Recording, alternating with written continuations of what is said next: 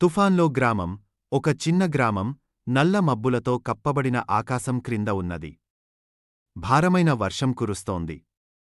ఇల్లు గట్టి మట్టితో నిర్మించబడ్డాయి, మరియు చెట్లు గాలి కారణంగా ఓగుతున్నాయి. గ్రామంలో పాదమార్గం తడిగా, జారిపోతుంది. వాతావరణం తుపాను కారణంగా తీవ్రంగా ఉంది. రాజు జారిపడి గాయపడడం. రాజు అనే యువకుడు తడి మార్గంలో జారిపడి నేల మీద పడుతున్నాడు. అతని కాలు తేడాగా వంగిపోయింది, మరియు అతను తన కాలి దగ్గర చేతులు పెట్టి నొప్పితో బాధపడుతున్నాడు. భారమైన వర్షం ఇంకా కురుస్తూనే ఉంది. ఆదిత్య రాజును సహాయం చేయడం. వర్షంలో ఆదిత్య అనే యువకుడు రాజు దగ్గరికి పరిగెత్తుకుంటూ వస్తున్నాడు.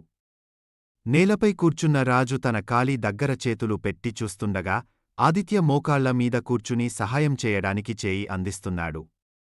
ఆదిత్య రాజును చేర్చడం. ఆదిత్య జాగ్రత్తగా రాజును పైకి లేపి, అతని చేతికి తోడుగా నిలుస్తున్నాడు. ఇద్దరూ వర్షంలో పూర్తిగా తడిసిపోయి, నీరు వారి దుస్తుల నుండి చిందిస్తున్నాయి.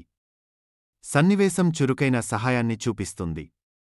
నొప్పి మధ్య నవ్విన రాజు ఆదిత్య మీద ఆధారపడి నడుస్తూ, నొప్పిలో ఉన్నప్పటికీ నీరసంగా నవ్వుతున్నాడు.